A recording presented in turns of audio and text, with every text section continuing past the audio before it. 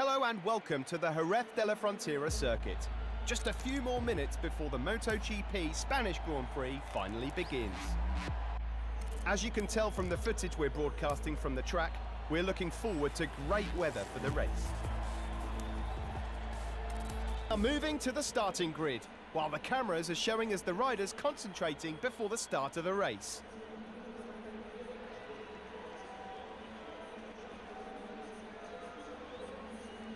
Hello and welcome to another video, and today, as you can see, we are back once again for another episode of the Crutchlow 2019 Mod Championship, and we are here for round 4 at the Jerez de la Frontera circuit. So obviously you can see Cal is discussing obviously some sort of technical information on the laptop there, but we'll get straight onto the grid now. So Jerez, it is actually probably a bit of a harder track to overtake on. The AI are quite stupid here, so do watch out for that in the race. There could potentially be some AI shenanigans, and the reason Tech 3's background colour was white then was because I was trying to get it to sort of match the purple, and basically I didn't do it correctly, so it's just white instead. So apologies for that, but there you go. So if we have a quick look at the championship, we may as well, obviously going into this race, because it has been obviously about a week since the last episode. So we are leading the championship with 75 points. We have 26 points back to Andrea Dovizioso in second position, and Maverick Vinales is 34 points behind in third. Rossi's 1 point off him, so he's got Rossi's got 40 points in fourth. Marquez dropped down 2 positions in the last race, from 3rd to 5th, and he's 38 points behind. Jean Mir doing pretty solidly, he's 47 points behind, but that's the top 6, and I'm pretty sure that's sort of who matters. But we may as well have a look at Petrucci. Petrucci's down in 8th place, and he's 48 points off, so but disappointing considering his teammate has pretty much double his points. So, not quite, but quite close to that. Obviously, he has 49, and Petrucci has 27. So this could be an important race for Danilo to maybe get back on top and perhaps score some solid points against his teammate. Just a few moments to go until the start of the Spanish Grand Prix. These riders know it will be vitally important to take the first curve perfectly. It's always vitally important to take the first curve perfectly, but we've got the clutch held in now. We're waiting for the lights to go out. We are on the grid for round 4 of the championship. We've had a pretty mediocre start there. Carol Abraham and Morbidelli and Nakagami are all getting away from us as we run down towards turn 1. They're hitting the brakes nice and early. We're catching right back up to the back of them through turn 1 here. Cutting to the inside of Abraham, Morbidelli, 2 Tech 3s and Bagnaya amongst a lot of other people as well. We're at the inside of Iannone and Miller now, so we're up into P10 already. So it's been an amazing start. Bagnaya crashed in the background. I forgot to get a replay of it, so apologies for that. Around the outside of Quattararo, around the outside of Lorenzo as well. Up into 8th position already. On the inside of Petrucci, we were speaking about him on the warm lap, up into 7th position. We're now behind 4th position, well, 6th place in the race, but 4th in the championship. Valentino Rossi is trying to get around the outside of Alex Rins as we go down the straight towards Drysack corner. Hitting the brakes nice and early into Drysack we come. That sounds a bit off, but there you go. Lorenzo tried to get the inside, but didn't quite work there, so we are still in 7th position behind Valentino Rossi here. Trying to go the inside of Rossi, up the inside, we've hit Rins though. Rins went really slow into that corner, so apologies for that, but that's allowed him to go the inside of Zarco. So Zarco's down to 5th now. We're up the inside of pair of them though, into Angel Nieto corner. Or the inside of Marquez. Marquez let off the throttle to let us through. It's a bit of a weird thing for Marquez to do.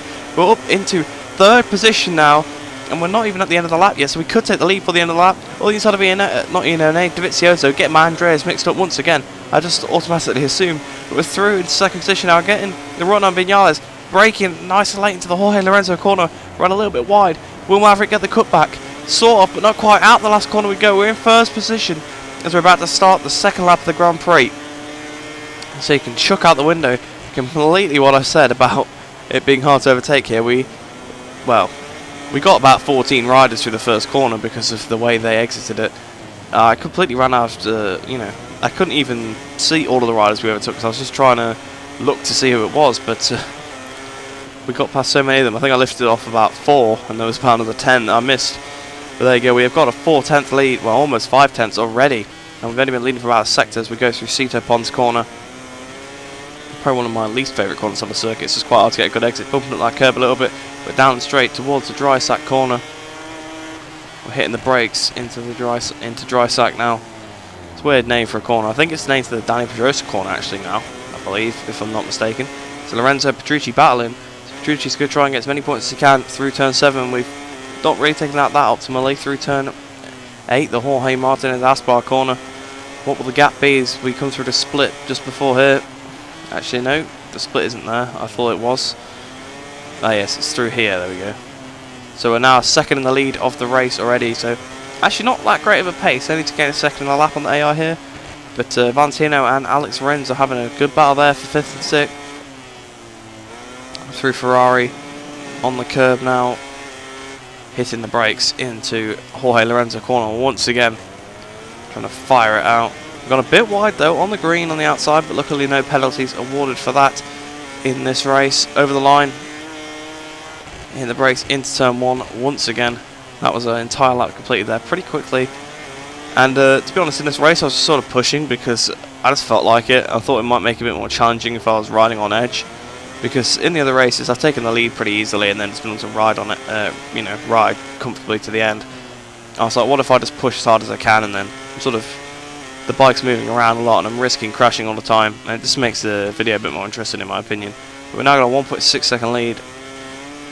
I was also making a bit of a competition to see how far I could get ahead of the AI, but also just trying to do a quick lap. But Dovi's been shoved down to 4th position now, so it's not a good race for Dovi, our title rival here. We're now 1.9 seconds in front pretty much of Maverick Vinales, and I think Rins might have lost the battle to Rossi because he's battling with Zarco now. We've gone really wide through turn 7 there, hitting the brakes into turn 8, almost hitting the inside of the grass there. We're really trying to take the tight line for that corner. Bagnara and Morbidelli battling over 21st and 22nd positions here, and Marquez and Dovi still battling over 3rd place. Bit of a screen freeze there, not sure why, perhaps there was a crash or something, but I didn't really spend a long time going through the replay camera, so I don't actually know what happened. But Mir and Lorenzo now battling over 9th place, another little screen freeze there, so apologies for that. I'll try and get it sorted if I can. Run wide into Jorge Lorenzo corner, extremely wide in fact. And we're firing now. Once again, these laps are absolutely ticking off and we're trying to push the pace. What will this lap be? 33.470 as we go over the line. Hitting the brakes into turn 1. 2.7 second lead now. And Dovi's foot. So we'll read off the list here. So okay, never mind. I'll do it on the next lap. Dovi and Marquez still scrapping away over that 3rd position. Paulo Spagro and Fabio Quartararo also having a little battle behind. Lots of overtakes constantly popping up. Petrucci just passed Lorenzo as well. But yeah, as I say, I'll read off the timing tower next time we go over, and we have a 3-second lead to Maverick Vinales now. Really pushing this bike. You'll also notice that the tyres weren't wearing, because I think I must have accidentally turned tyre wear off or something. Didn't do it on purpose, so that was also another incentive for me to just keep pushing, because I wasn't feeling a lack of grip or anything. 3.2 seconds down. We've just gained that in basically a straight, so I'm not sure how they lost all that time, but they go another little screen freeze into turn 7. Rins now battling with Miller, so Rins battling with lots of different people to here today. First the Doctor, then Jean Zarco, the backflipping Frenchman, and now he's battling with Jack Miller. Having lots of little battles here is Alex Rins. What the gap be through this section now? 3.5 seconds, bit of a screen freeze once again. So I'm not sure why that kind of happens. It might just be the video sort of freezing rather than the actual game itself. But yeah, hopefully they can sort of fix it for MotoGP 19, because I don't have a bad PC or anything like that. It's a bit of a poorly optimised game, because I don't really get them online or anything like that. So it's just not that great. But we're coming up towards the line now. What's it going to be? So we're leading ahead of Maverick Vinales 2nd, Marquez 3rd, Dovi 4th, Rossi 5th, Rins 6th, Miller 7th, Zarco 8th, Mir 9th, and Iannone in 10th place. So we did manage to read off all the names there. But Marquez and Dovi still going at it for this 3rd position here on the penultimate lap of the race. Rins and Miller still going at it as well. And I think we did a 33.7 over the line there, so it probably wasn't quite as good of a lap. I think our fastest lap might have been lap 2. But we're now got a 4.4 second lead to Maverick Vinales. Now, at this point, I was really trying to get it out to 6 seconds if I could. But I was also just trying to get as fast a lap time as I wanted. I knew I had a safe gap behind, so I wasn't bothered about pushing to the point where I'd crash at this point, so you might see some really good lap times popping out on this last lap. Obviously, it's still another lap to go though. Well, another lap and a half to go. Danilo Petrucci and Jorge Lorenzo still swapping positions. Iannone now moves up to 9th instead of 10th. We're hitting the brakes once again for the Angel Nieto corner, flicking the bike over, firing it out again.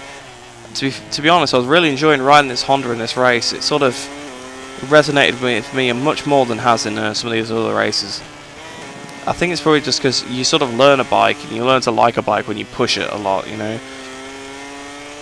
I assume like you probably understand what I mean. It's probably the same for you guys as well. You know, on this game, when you start to push with a bike, you start to like learn lots of little quirks and you start to like it a little bit more. So 33.6, I think that might be a new personal best. We've hit the brakes far too late on the last lap into turn 1 here. We lost the rate completely, going off into the gravel and we're down. So that's a crash. And you can hear all of the air horns going off, so I'm not sure why they're really cheering for me falling off, but there you go. We're still in the lead pretty comfortably though, as you can see. We've got back on the bike. As I did say, I was risking a crash to push, but Dovi and Marquez still going at it. I feel like I've been talking about Dovi and Marquez battling over 3rd position for more than I've been talking about my own race, to be honest. With a 1.2 second lead to Maverick Vinales. So he must have thought Christmas had come early when he seen the yellow flags come out, but I knew there was no risk really.